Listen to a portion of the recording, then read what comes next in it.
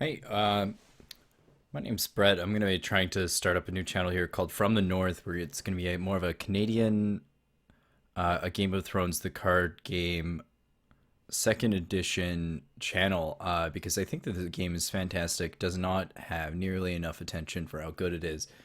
And I'm going to start with, I think this is a deck that a lot of people haven't arrived at or hasn't, certainly I haven't seen anywhere else that I recently played to a 3-1 finish at a game night kit. My only loss coming to the guy who ended up going undefeated.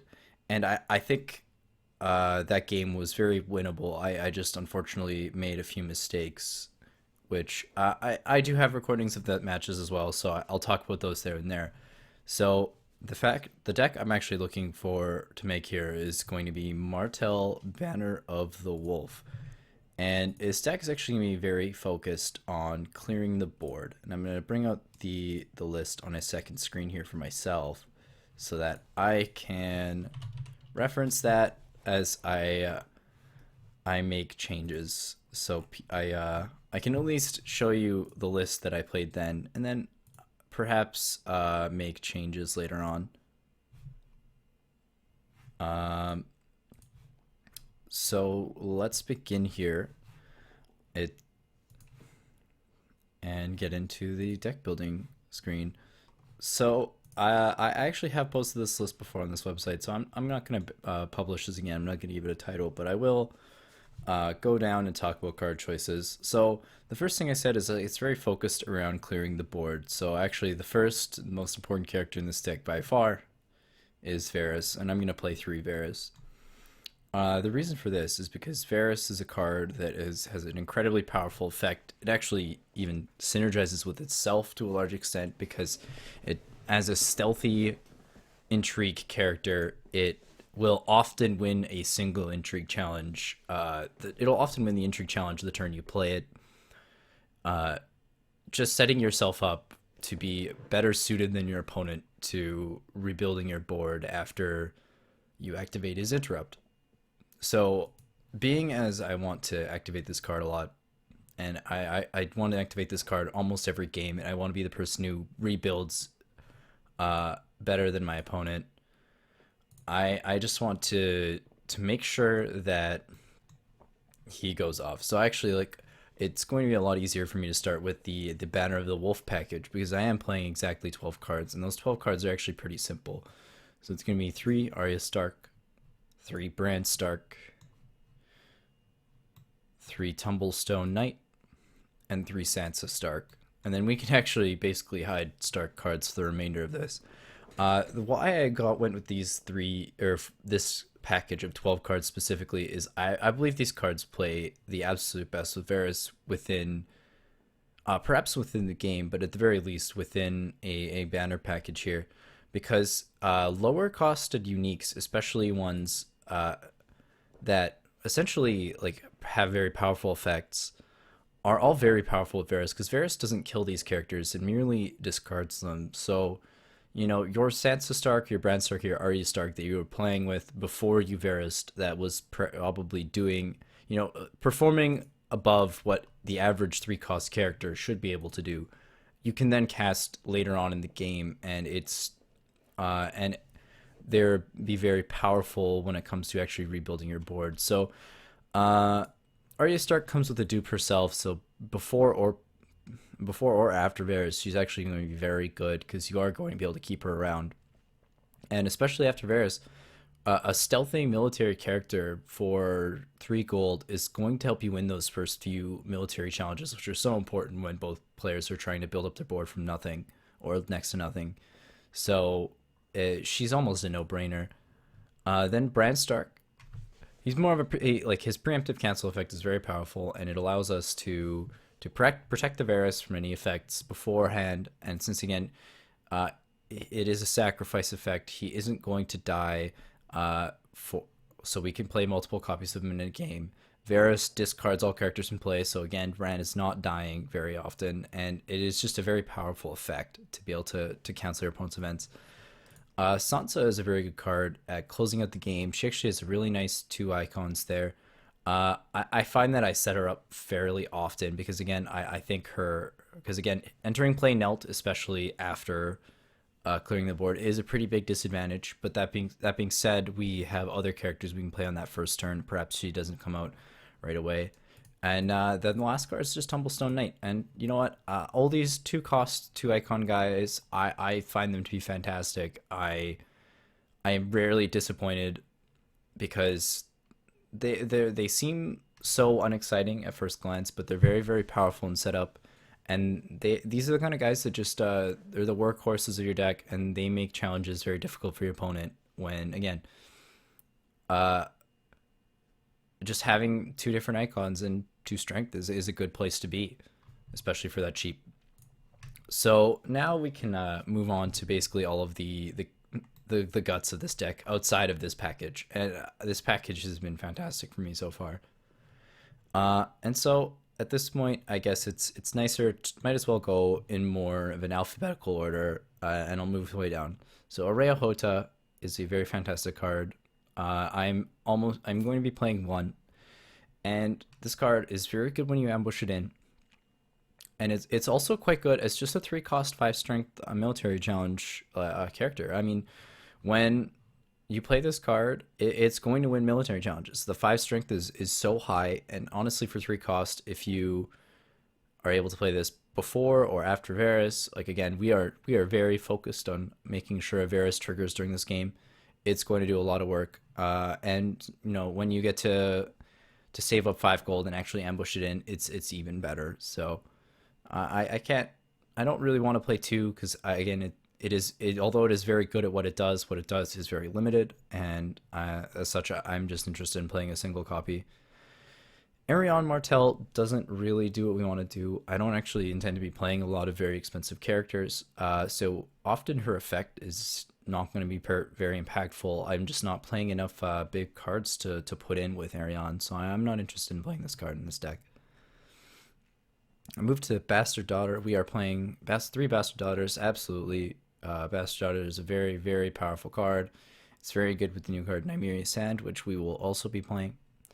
And it works very well with Varus because, again, I'm trying to essentially sculpt my hand and wreck my opponent's hand and set up for a big turn on perhaps turn 2, 3, or 4 where I sweep the board. And Bastard Daughter essentially, it'll eat a military challenge, or it'll eat some military claim, which will help me tear apart my opponent's hand, which will help me again win the game in the post Varus world. Hopefully, I mean we do sometimes have to play the fair game. That will happen, and even then, it's just such a good claim soak character. It even can oppose the challenge it dies on. It's very good to be playing this card right now. The whole Red Viper text we can probably ignore pretty often. So 3 Desert Scavenger. We are playing mostly Martell characters. So you may have noticed with this Stark package, I didn't put any of the Winterfell stewards in here. I wasn't interested in reducing the cost of those characters because they are such low cost characters already. I feel like the use of Winterfell stewards just gonna be too narrow. Whereas Desert Scavenger, we're just gonna have enough quantity to really justify the playing the character. So Dornish Paramour, it's an interesting effect being able to taunt a character, and it's very unique. The problem with this character is often I want to be winning the intrigue challenge. I don't usually want to be losing. That being said, it's still nice to have this effect in your deck, and ultimately it still is a 3 strength intrigue character. So there are times you might be able to drag a character in and then still ensure that you're going to win the challenge, which is something I would be interested in doing. So I actually ended up putting 1 Dornish Paramour in the deck. It's something I may have cut in the future based on how the games have played out, but it's been fine so far. Edric Dane is actually a really interesting card. So I ended up going with 2 in the deck, but I want to talk about it.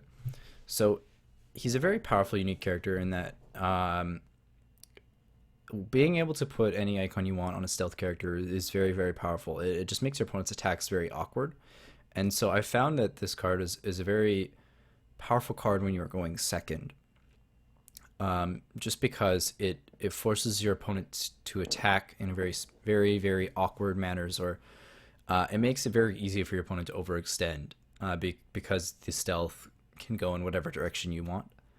That being said, being required to pay the gold to really get in with this character on any challenges is a very real cost, and that is not always a cost I'm willing to pay. So I put in 2 for this tournament, and it actually underperformed at 2. It's something I might change in the future again, but I'm mostly talking about I want to really show off what this deck is and what it can do in the form that I played it in at the tournament, which I did fairly well in. So along the same lines of Desert Scavenger, we are going to be playing 3 Greenblood Trader. And Greenblood Trader, again, plays very well this game, the game where we are trying to very much sculpt our own hand while uh, preventing our opponent from sculpting theirs. And this is basically one of the cards that allows us to sculpt our hand very, very well.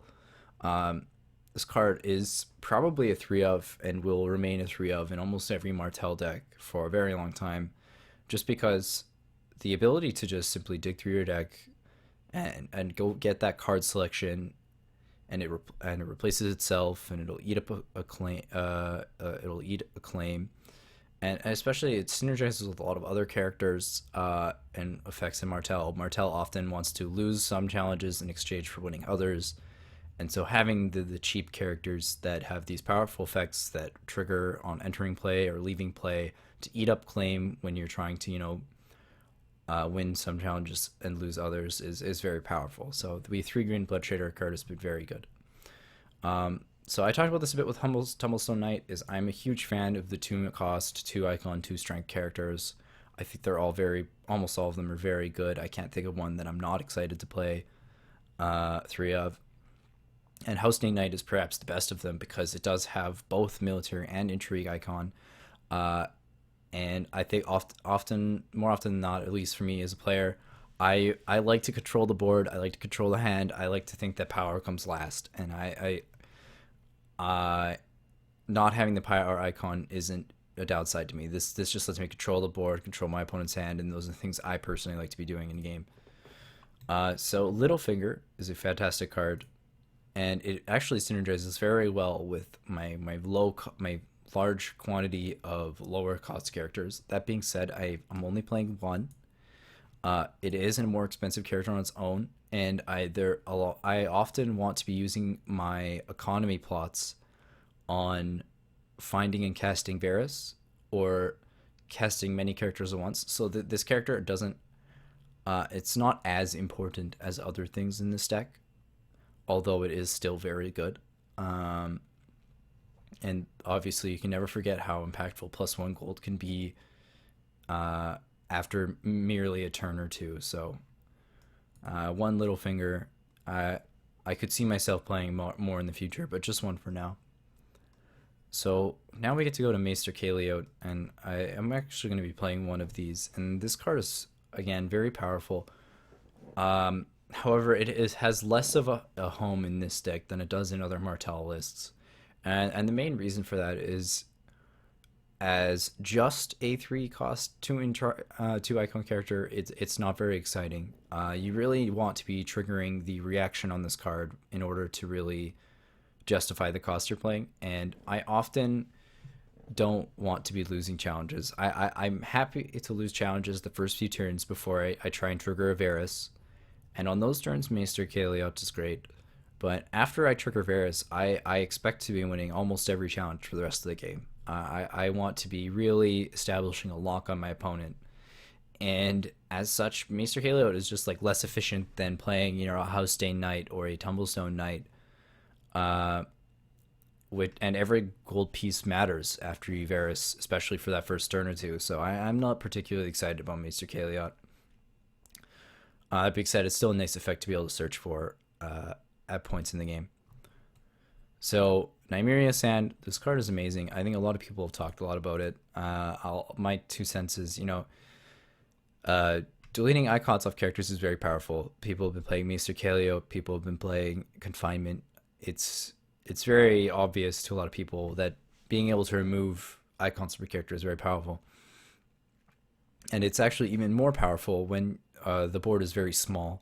And that's kind of what this deck is trying to do, is trying to keep the board, it's trying to make the board very small and then make it very difficult for your opponent to build back up. And Nymeria is basically unbeatable in those scenarios because it will guarantee that you get an unopposed challenge of whichever choice you like, and it will guarantee that you do not lose whichever challenge you don't wish to lose as well.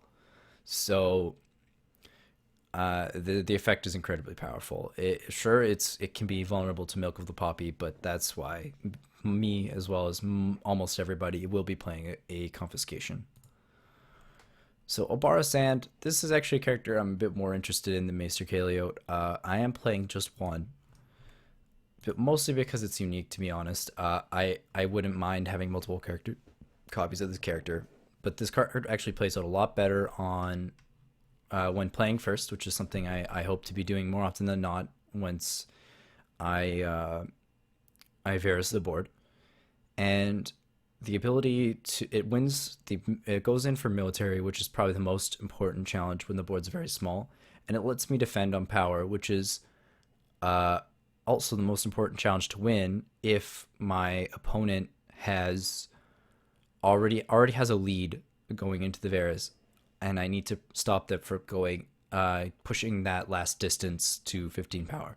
So Obara actually just does exactly what this deck wants to do, which is helps establish a lock after Varus while being able to prevent my opponent from pushing through those last few points of power. This is a card I could see playing more of in the future. I'm just going through this list as is.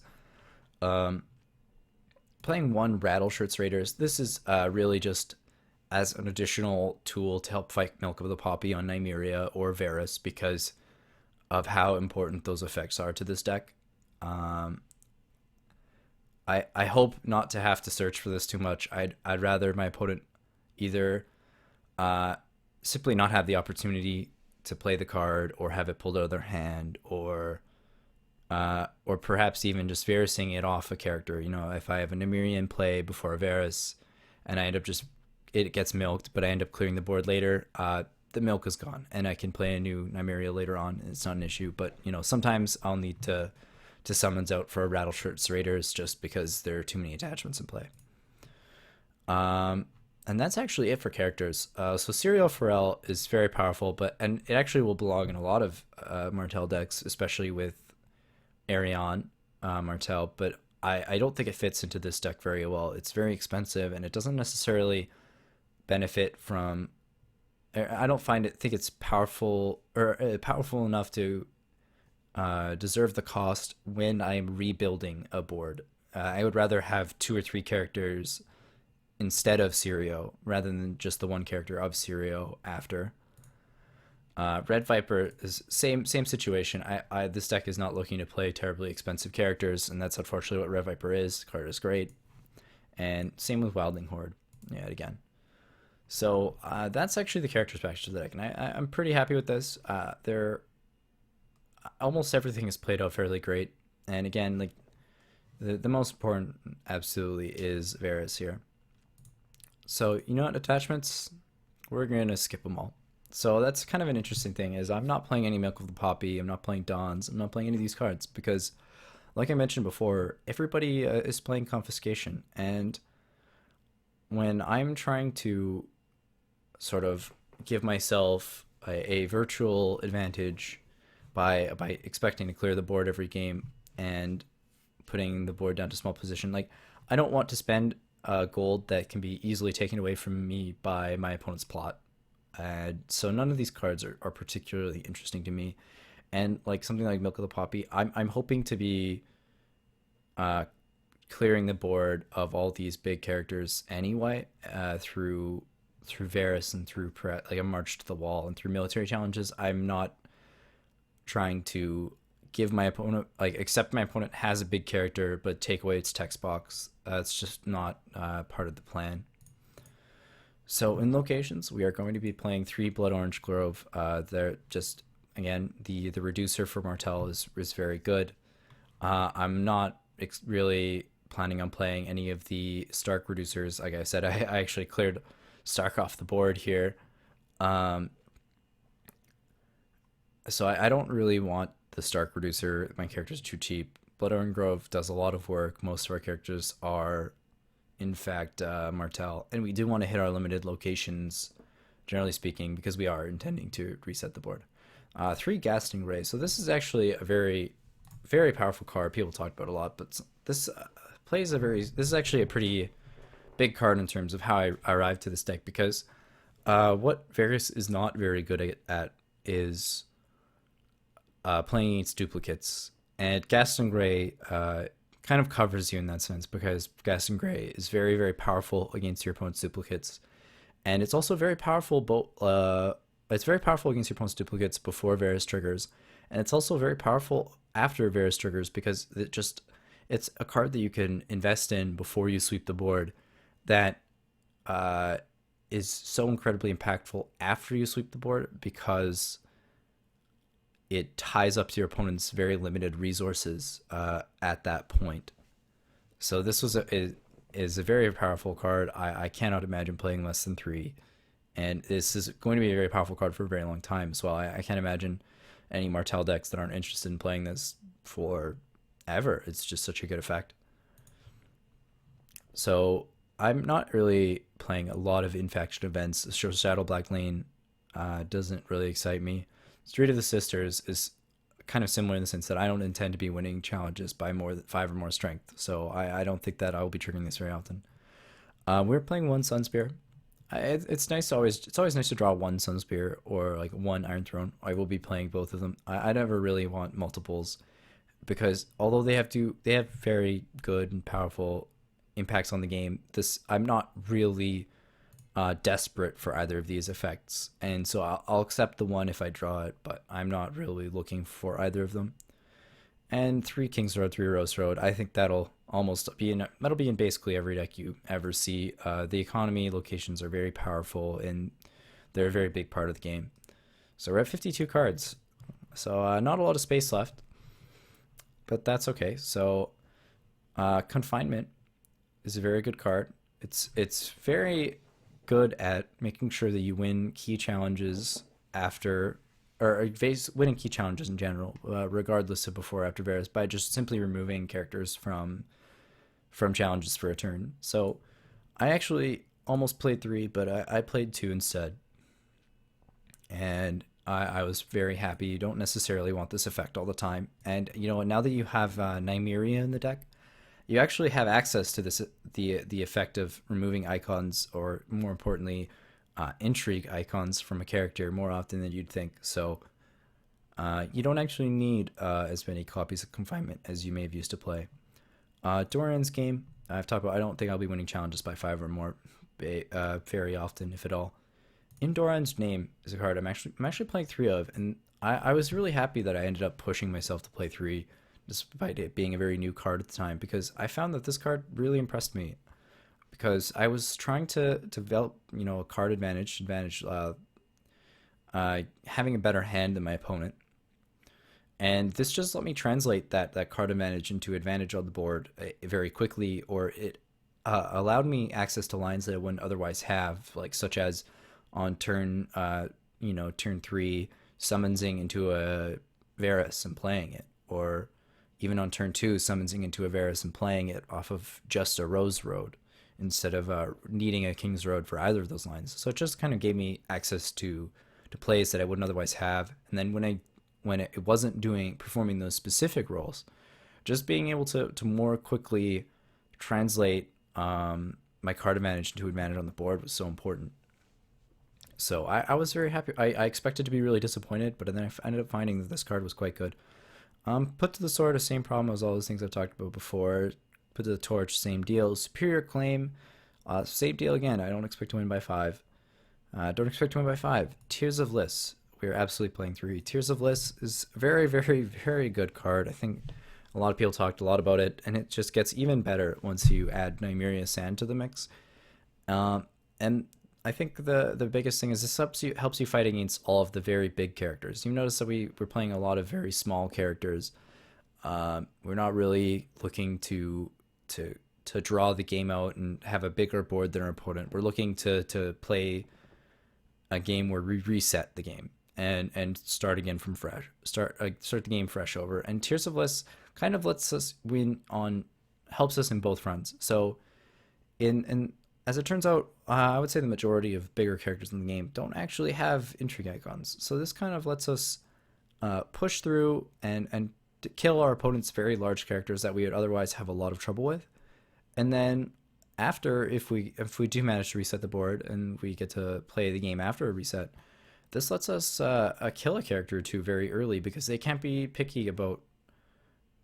They can't really fight over intrigue challenges. You can't afford to fight over intrigue challenges if the board is very small. You can't afford to not just play the military game, and yet this gives us a chance to just really push our board advantage after a sweeper, as well as try and maintain parity before. And so that's actually 60 cards.